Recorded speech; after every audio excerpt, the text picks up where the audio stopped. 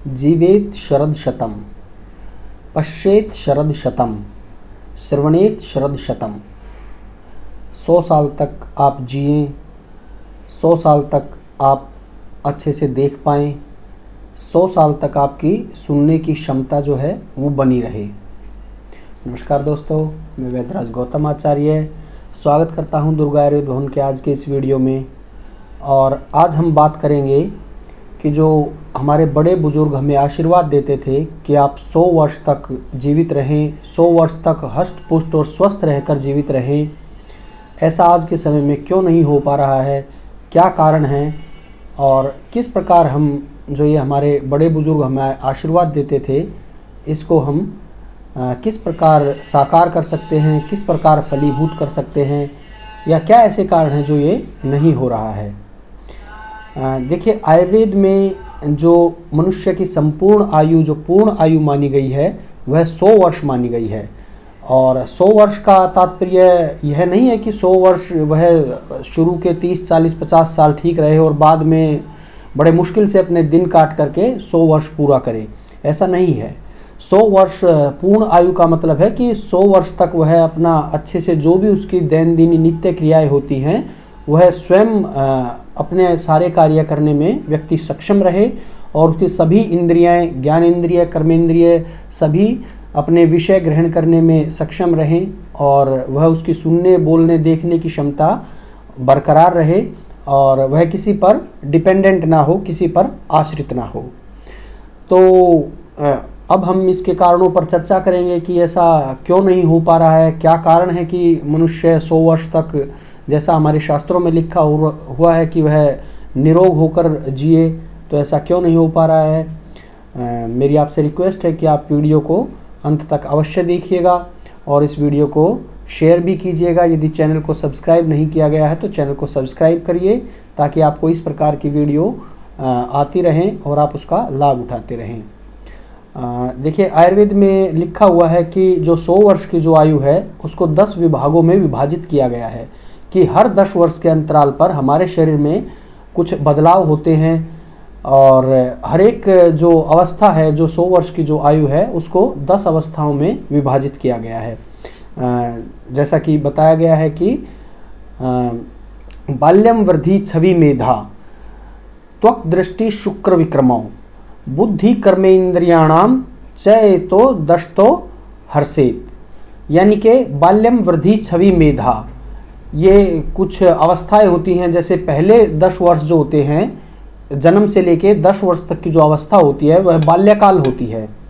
इसमें जो है व्यक्ति के 10 वर्ष के उपरांत उसका बाल्यकाल का जो जीवन है वह समाप्त हो जाता है और फिर 11 से जो 20 वर्ष की जो अवस्था होती है वह वृद्धि अवस्था, जो ग्रोथ जो पीरियड होता है, जिसमें मनुष्य के जो बाल्यकाल से जो बालक से व्यक्ति युवा बन जाता है या पूर्ण जो है व्यक्तित्व को प्राप्त कर लेता है, तो वह वृद्धि की अवस्था होती है। वृद्धावस्था नहीं, जो बुजुर्गावस्था नहीं, यह वृद्धि अवस्था होती है।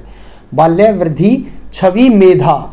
और 21 से जो 30 वर्ष तक की जो आयु होती है, छवि यानी कि जो एक आपने देखा होगा जो अच्छे से रहन सहन करने वाले जो व्यक्ति होते हैं, जो अच्छा खाते पीते हैं, जो सदाचार से रहते हैं और जो इधर उधर का सामान ना खा करके अपने जीवन शैली जिनकी नियमित होती है, संयमित होती है, उनके चेहरे पे एक अलग ही चमक होती है, एक रौनक होती है बड़ा ही, जिसको हमारे महात्माओं ने कहा कि वो व्यक्ति बड़े ओजस्वी होते हैं।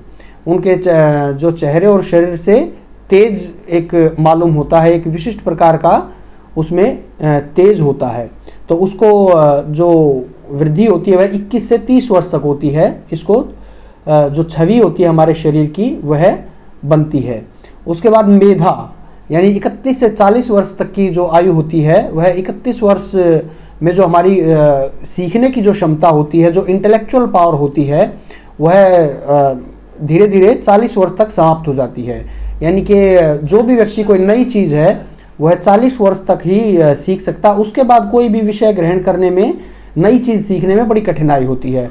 आपने देखा होगा कि बच्चे शुरू में बड़ी ही चतुराई से या बड़ी ही जल्दी किसी भी नई चीज़ को याद कर लेते हैं, किंतु एक समय के पश्चात हमें बड़ा कठिन होता है किसी नई चीज़ को ग्रहण करने का। तो जो मेधा होती है जो हमारी, वो है ग्रहण शक्ति होती है, किसी भी नए विषय को ग्रहण करने की एक शक्ति होती है। उसके बाद बाल्यम वृद्धि छवि मेधा त्वक दृष्टि शुक्र विक्रमो, यानी कि जो 41 से जो 50 वर्ष की जो आयु का अंतराल होता है, उसमें हमारी जो त्वचा होती है वह अपना धीरे धीरे जो उसका नेचुरल टेक्सचर होता है, जो उसकी एक कांति होती है, वो धीरे धीरे उसका ह्रास हो जाता है। तो ये 41 से 50 वर्ष की आयु में हमें देखने को मिलता है। इसके बाद 50 से 60 वर्ष की आयु में दृष्टि का जो हमारी देखने की जो क्षमता होती है वह धीरे धीरे क्षीण होने लगती है। अब क्षीण होने का मतलब ये नहीं है कि बिल्कुल ही हम ना देख पाएँ, किंतु आज के समय भी हम मानते हैं कि लगभग 40 से 50 वर्ष की आयु में मैक्सिमम व्यक्तियों को जो है नज़र का चश्मा लग जाता है। तो धीरे धीरे हमारी दृष्टि कमज़ोर होने लगती है।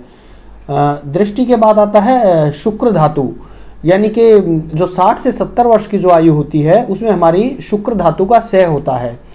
वो दूसरी बात है कि आजकल के इस समय में बहुत ही नौजवान व्यक्तियों को या हमारे आज की युवा पीढ़ी भी इस बीमारी से ग्रसित है कि इनफर्टिलिटी के केस आप देख ही रहे हैं कि महिलाओं और पुरुषों में बहुत ही अधिक बढ़ रहे हैं, जिसमें व्यक्ति जो है संतान उत्पत्ति में समर्थ नहीं हो पाता है।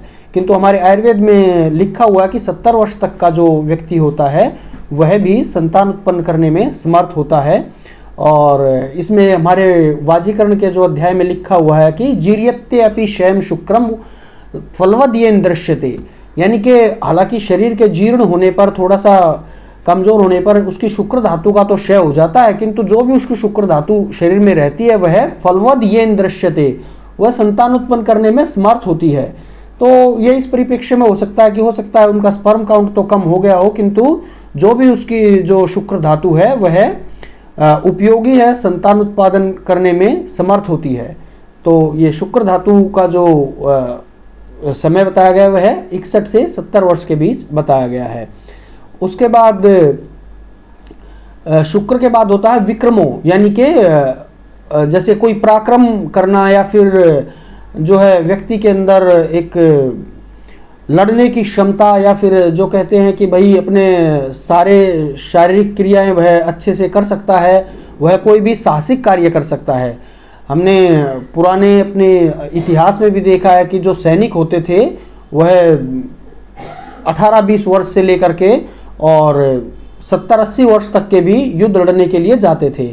हमने अपनी पौराणिक कथाओं में देखा है कि भीष्म पिता में तो खैर एग्जाम्पल ही अलग हैं, किंतु आचार्य द्रोण, कृपाचार्य हमने देखा था कि वह अपनी बुजुर्ग आयु के अंदर भी उन्होंने युद्ध लड़ा और उनके पराक्रम में कहीं तक कोई कमी नहीं थी। तो ये हमारे आयुर्वेद में लिखा हुआ है कि भाई 80 वर्ष तक भी व्यक्ति के जो है वह पराक्रमशील होता है, उसके अंदर पराक्रम करने का सामर्थ्य होता है, और इस तरीके से व्यक्ति जो है उसके अंदर इतना बल होता है। और आज के आधुनिक युग में यदि हम लेटेस्ट एक फिल्म की बात करें, देखते हैं हम कि बाहुबली के अंदर देखिए कटप्पा का सब जानते ही हैं कि वह इतनी वृद्ध अवस्था में भी देखिए उसका जो तलवारबाजी हम सब ने देखी कि वह अपने पराक्रम से जो है कितने सैनिकों का संहार करता है, दुश्मनों का संहार करता है, और उसकी तलवार चलाने की जो कला थी वह बड़ी विशिष्ट थी, वह तलवार के 2 टुकड़े कर देता है। तो ये हमने एग्जाम्पल इसका देखा है। खैर, अब 80 वर्ष तक जो है व्यक्ति जो है साहस और पराक्रम करने का उसके अंदर सामर्थ्य होता है। उसके बाद अवस्था आती है बुद्धि के ह्रास होने की, यानी कि बुद्धि और कर्मेंद्रिय, यानी कि 80 से 90 वर्ष तक जो है व्यक्ति की बुद्धि का ह्रास होता है, जिसको कि हम आज के समय में कहते हैं कि भाई व्यक्ति जो हमने उसको 20-30 वर्ष कम कर दिया है। जैसे ही व्यक्ति 50-60 साल का होता है, कहते हैं 60 साल में तो मानते हैं कि बुद्धि व्यक्ति की खराब हो जाती है, कहते हैं सठिया गया, यानी कि हमारे दिमाग में ये बात फितूर हो गया कि भाई 60 साल पे तो हमने मान लिया कि एक स्वाभाविक है कि व्यक्ति जो है अनाप शनाप बातें या कुछ इधर उधर की बातें करता है, या फिर उसकी बुद्धि जो है नष्ट हो जाती है, कहते हैं इसकी मति भ्रष्ट हो गई है। वो हम 60 साल में तो हमने मानते हैं, लेकिन उससे पहले भी कईयों को कह देते हैं कि अरे भाई तू सठिया गया है क्या, चाहे वो 60 साल का इसका मतलब नहीं हुआ, किंतु तू पहले ही सठिया गया है।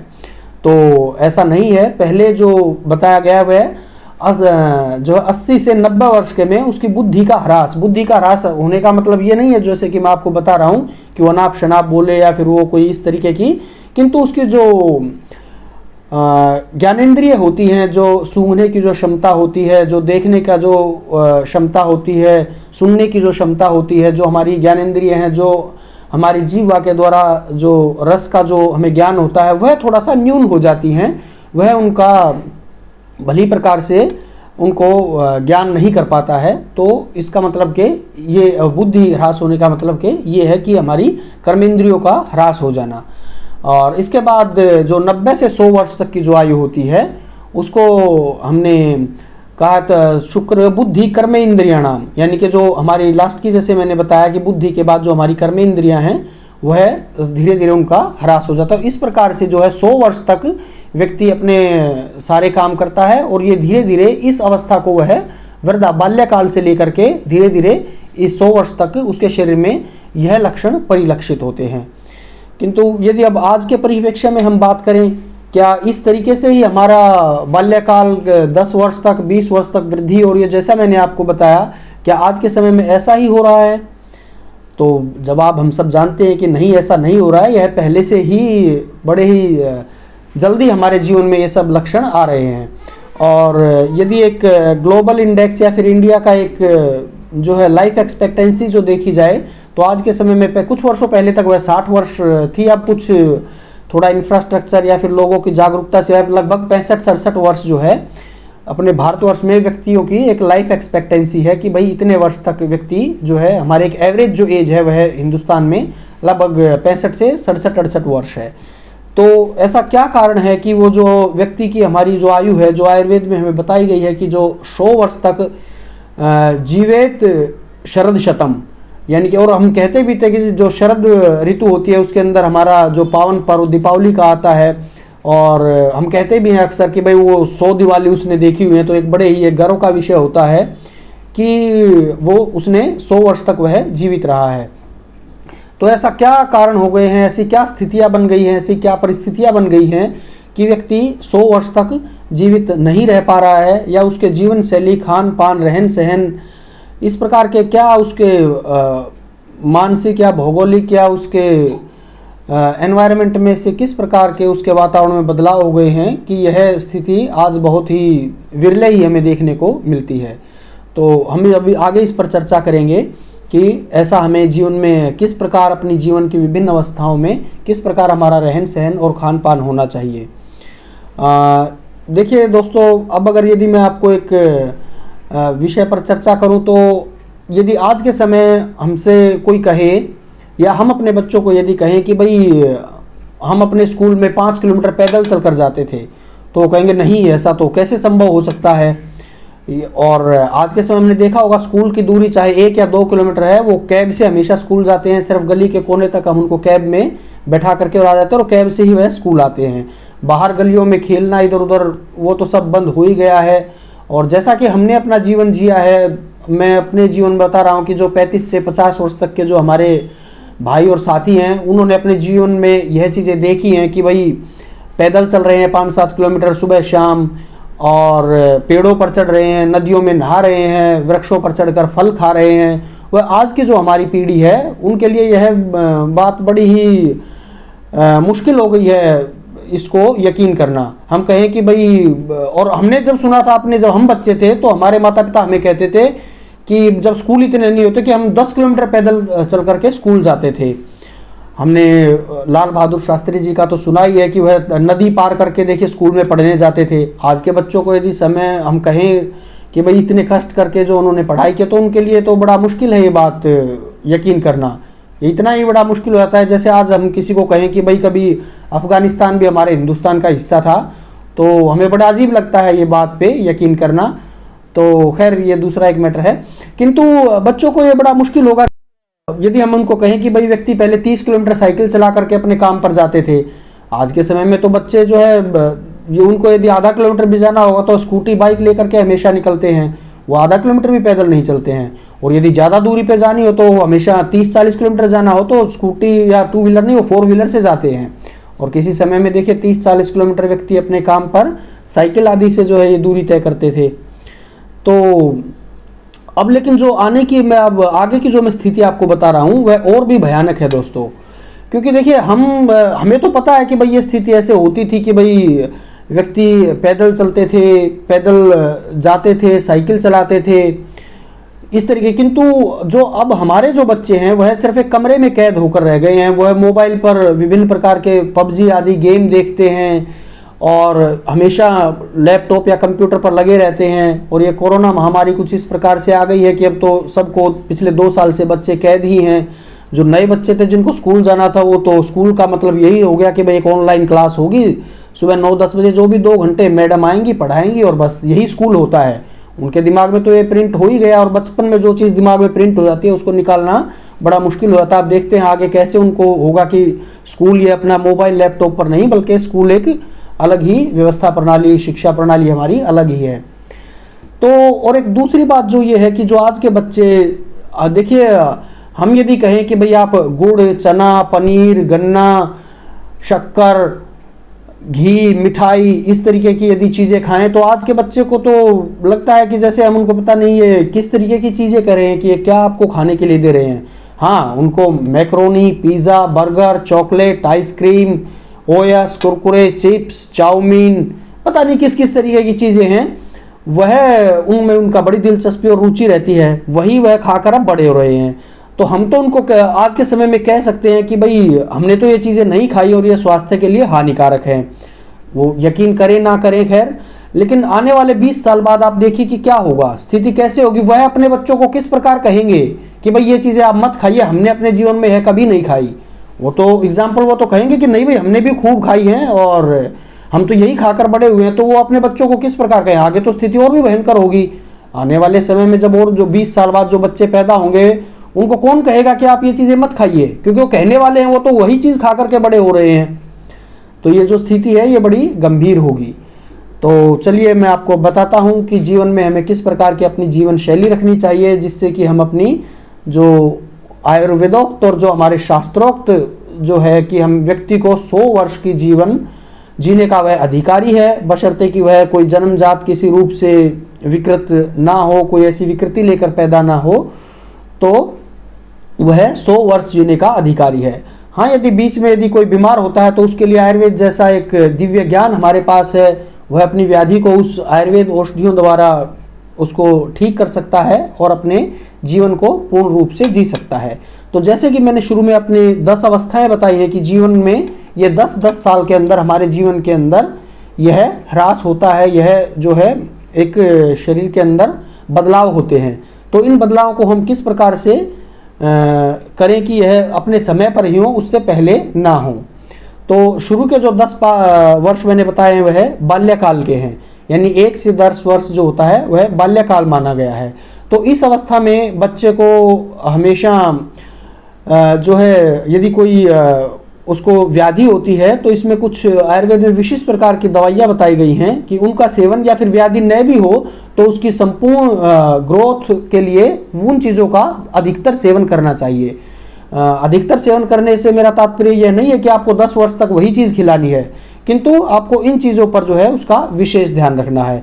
इसके अंदर जो है अतीस आदि, वचा आदि उसकी बुद्धि की विकास के लिए द्राक्षा का अधिक सेवन करना चाहिए। दुग्ध आहार का बच्चे को ज़्यादा सेवन, पहले 10 वर्ष के अंदर जो है बच्चे को दूध ज़्यादा पिलाना चाहिए, घी की मात्रा ज़्यादा नहीं देनी चाहिए, क्योंकि उससे फिर उसकी जो है, हमारे खैर ग्रामीण भाई बहन तो सब जानते हैं, शुरू में बच्चे को 10 वर्ष तक घी ज़्यादा नहीं खिलाते हैं। वो कहते हैं कि भाई उसकी जो हड्डियों की ग्रोथ रुक जाती है और वो बोना होने के उसमें जो है चांसेस ज़्यादा हो जाते हैं। तो इसमें अतीस, वचा, द्राक्षा, दुग्ध आहार, मूंगफली, बादाम, चने आदि का जो है भुना हुआ चना, ये बच्चों को आपको गुड़ आदि ये खाने को देना चाहिए पहले 10 वर्ष में, जिससे कि जो है उसके शरीर का जो है उसके आयु के अनुरूप उसकी वृद्धि हो सके। और 11 से 20 वर्ष जो हमारी वृद्धि की अवस्था होती है, इसमें मुख्य रूप से बालक बालिकाओं के लिए हम घी का भी सेवन करा सकते हैं, दही का भी सेवन करा सकते हैं, दूध का भी सेवन करा सकते हैं। और इसमें मुख्य रूप से शतावरी, ब्रह्मी, गुड़ुची और जो मुनक्का, अपनी जो द्राक्षा या फिर जो अंगूर, सूखे हुए अंगूर जो मुनक्का सब जानते ही हैं, इसका सेवन कराना चाहिए। इसमें विशेष रूप से बला या फिर जो अष्टवर्ग की औषधियाँ होती हैं हमारी, जिसमें कि रिद्धि, वृद्धि, मेदा, महामेदा, काकोली, क्षीर काकोली, इनका सेवन बच्चे को कराना चाहिए। और इसमें विशिष्ट रूप से वंशलोचन, जिसको तवक्षीर के नाम से बाजार में मिलता है, इसका भी हमें सेवन करना चाहिए। इसको दूध में डाल करके हम बच्चों को खिला सकते हैं और इससे उनकी जो है बोन ग्रोथ जो है बड़ी सुचारू रूप से होती है, हाइट बढ़ती है बच्चों की और उनके संपूर्ण शरीर के अंगों का विकास होता है। अब बात आती है 21 से 30 वर्ष की आयु, जिसके अंदर हमारी एक ओज की वृद्धि होती है और हम कहते हैं ना उसको, एक शरीर के अंदर नेचुरल टेक्सचर की उत्पत्ति होती है, जिसको हम छवि बोलते हैं, उसकी वृद्धि होती है। तो ओजोवर्धक जो हमारी दवाइयाँ होती है, जिसमें अश्वगंधा, गोखरू, ताल मखाना, उड़द, चना और जो जीवनीय गण की जो 10 औषधियाँ हैं, जो ऊपर की अष्टवर्ग की जो 8 औषधियाँ हैं, रिद्धि, वृद्धि, मेदा, महामेदा, काकोली, क्षीर काकोली, मुदकपर्णी, माशपर्णी, ये अष्टवर्ग की औषधियाँ होती है। इसके अंदर जीवंती और मुलेठी भी अगर मिला दें तो यह एक जीवनीय गण हो जाता है, जिसमें 10 औषधियाँ हैं। तो इनका विशिष्ट रूप से सेवन कराना चाहिए। तो इससे आपकी ओज की कांति की वृद्धि होती है। और ओज के बारे में लिखा ही गया है कि ओजो वृद्धो ही देह से तुष्टि पुष्टि बलोदया, यानी कि शरीर में यदि ओज की वृद्धि होती है तो शरीर के अंदर सभी धातुओं की तुष्टि, पुष्टि और शरीर के अंदर एक बल का उदय होता है। अब इसके बाद बात करते हैं हम 31 से 40 वर्ष की जो आयु होती है, जिसमें हमारी मेधा, यानी कि जो हमारी जो एक इंटेलेक्चुअल पावर, जो हमारी ग्रहण शक्ति जो होती है, उसका विकास होता है। तो इसके लिए हमें विशिष्ट रूप से अपने भोजन में, अपनी आहार में ब्राह्मी, तगर, शंखपुष्पी, जटामांसी और अश्वगंधा का हमें अधिक सेवन करना चाहिए। जो हमारे गांव देहात में सीताफल होता है, वह भी हमारा एक बुद्धिवर्धक होता है, तो हमें सीताफल का भी सेवन करना चाहिए। इसके बाद 41 से 50 वर्ष की जो आयु होती है, जिसको में कि हमारी त्वचा का जो क्षय होता है, या जो नॉर्मल जो टेक्सचर होता है स्किन का, वो त्वचा थोड़ी सी ढीली हो जाती है। तो इस अवस्था के लिए हमें कि त्वचा में जो भी मैक्सिमम जो स्किन डिजीज पुराने ज़माने में होती है, वह 40 से 50 वर्ष के आसपास ही व्यक्ति को होती थी। तो ऐसी अवस्था में हमें जो तिक्त, जो कड़वे द्रव्य हैं, जिसमें कि नींब, पटोल, गुड़ुच्ची आदि, इसका सेवन हमें करना चाहिए। और अपने जो अग्नि है उसको सुचारू रूप से करने के लिए हमें एरंड का सेवन करना चाहिए, प्लाश, भृंगराज। और इसमें जो है त्वचा के ऊपर हमें सरसों का तेल या कोई भी जैसे मेडिकेटेड ऑयल होता है, उसकी हमें मालिश जरूर करनी चाहिए। 41 से 50 वर्ष की आयु में मालिश का बहुत ही अच्छा जो है इसमें रिजल्ट है। और ये हमेशा हमारे अपनी दिनचर्या में, वैसे तो हर अवस्था में हमें मालिश करनी ही चाहिए, किंतु 41 से 50 वर्ष में हमें मालिश करनी चाहिए, ताकि हमारी त्वचा का जो कांति है वह हमेशा बनी रहे। इसके बाद बात आती है 51 से 60 वर्ष की जो आयु होती है, इसमें हमारी जो दृष्टि होती है वह कमज़ोर होने के बड़े चांस रहते हैं। और एक नेचुरल है, एक स्वाभाविक है कि दृष्टि इसमें हमारी थोड़ी कमज़ोर होती है। तो इसके लिए हमें त्रिफला, शतावर, गुलाब, खदीर या फिर एलोवेरा, घी कुआर, जो ग्वारपाठा होता है, उसका सेवन हमें करना चाहिए। तो हमारी दृष्टि जो है इसमें बनी रहती है, उसकी जो क्षीण होने की जो दर है वह कम हो जाती है। अब अवस्था आती है 61 से 70 वर्ष की आयु। इसके अंदर हमारे जो है शुक्र धातु जो हमारी होती है उसका क्षय होता है। और तो इसलिए हमें कुछ ऐसी औषधियों का इस्तेमाल करना चाहिए। इसके लिए हमारे आयुर्वेद में वाजीकरण का एक अलग से ही अध्याय, एक अलग से ही पूरा एक तंत्र है। एक जो हमारे अष्टांग आयुर्वेद में है, उसमें से एक जो अंग है आयुर्वेद का, वह वाजीकरण तंत्र ही है। तो आयुर्वेद में ऐसी बहुत सी वाजीकरण औषधियाँ बताई गई हैं जिनका सेवन हमें करना चाहिए, जिसके अंदर विशेष रूप से कौच, खजूर, मूसली, शतावर आदि, इसका वर्णन हमें मिलता है। और जो है ये चीज़ें हमें करनी चाहिए। अब इसके बाद आता है 71 से 80 वर्ष की जो आयु। 71 से जो 80 वर्ष की आयु होती है, जिसमें हमने बताया कि व्यक्ति का जो है साहस और पराक्रम जो करने की जो शक्ति होती है उसका ह्रास होता है। तो उसके लिए भी मैंने बताया कि हमेशा जो हमें रसायन का औषधियों का सेवन करना चाहिए। और इसमें विशेष रूप से जो है हमारे आयुर्वेद में एक बल्य रसायन करके इसका उल्लेख है, जिसमें 19 प्रकार के अलग अलग बल्य रसायनों का वर्णन किया गया है, जिसको बलादि रसायन भी कहा गया है। इस प्रकार से 19 रसायनों का वर्णन किया है, जिससे व्यक्ति का जो है बल का जो है ह्रास नहीं होता है। और इसके बाद जो होती है 81 से जो 90 वर्ष की आयु है, जिसके अंदर बुद्धि का ह्रास होता है, तो उसके लिए बुद्धिवर्धक जो हमें कुछ औषधियाँ हैं जिसके अंदर शंख पुष्पी, सुगंध वाला, मालकांगनी और पेठे का जैसे मैंने सेवन बताया है, ये चीज़ें, इसका सेवन हमें अधिक मात्रा में करनी चाहिए। इसके बाद जो 91 से 100 वर्ष तक की जो आयु होती है उसके लिए, क्योंकि इसमें वृद्धावस्था के अंदर वात की जो व्याधियाँ होती हैं वह मुख्य रूप से व्यक्ति को पकड़ लेती हैं, आदमी चलने फिरने में थोड़ा सा असमर्थ होता है, तो हमें वात शामक द्रव्यों का इस्तेमाल करना चाहिए जिसके अंदर हरड़, अजवाइन, लहसुन, दशमूल, त्रिफला आदि का सेवन हमें अपने आहार में करना चाहिए।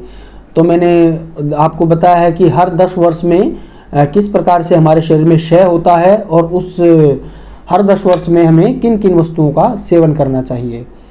देखिए दोस्तों, हमारे आयुर्वेद में व्यक्ति को शतायु बनाने के लिए रसायन का विशिष्ट रूप से वर्णन किया गया है और आयुर्वेद में सबसे पहले चिकित्सा स्थान में रसायन का ही, विभिन्न प्रकार के रसायनों का ही वर्णन किया गया है जो कि हमें व्यक्ति को शतायु प्रदान करते हैं और पूरे 100 वर्ष तक जीने में व्यक्ति की सहायता होती है। और रसायन के बारे में मैं पहले ही बता चुका हूँ, उसमें बिल्कुल लिखा हुआ है कि रसायन सेवन से क्या लाभ होते हैं। उसमें बताया गया है कि दीर्घम आयुष्य स्मृति। रसायन क्या होता है, सबसे पहले ही उसमें शब्द लिखा हुआ है दीर्घायु। रसायन वह है जिससे व्यक्ति दीर्घायु या संपूर्ण जो उसकी परफेक्ट जो एक एज है वो उसको प्राप्त होती है। दीर्घमायुष्य स्मृति मेधा आरोग्यम तरुणम व प्रभावर्ण सुर उदार्यम देहे इंद्रिय बलम परम वाक सिद्धि प्रणीति कांति लभते ना रसायनात् लाभोपायो ही रसादीनाम रसायनम, यानी कि लाभोपाय ही शस्तानाम रसादीनाम रसायनम, ऐसे लाभकारी उपाय जिससे व्यक्ति की रसादी धातुओं का, प्रशस्त रसादी धातुओं का निर्माण होकर के रस, रक्त, मांस, मेद, अस्थि, मज्जा, शुक्र, इन सभी सप्त धातुओं का प्रशस्त निर्माण होकर के व्यक्ति 100 वर्ष तक जीवित रहता है, वही रसायन विज्ञान है।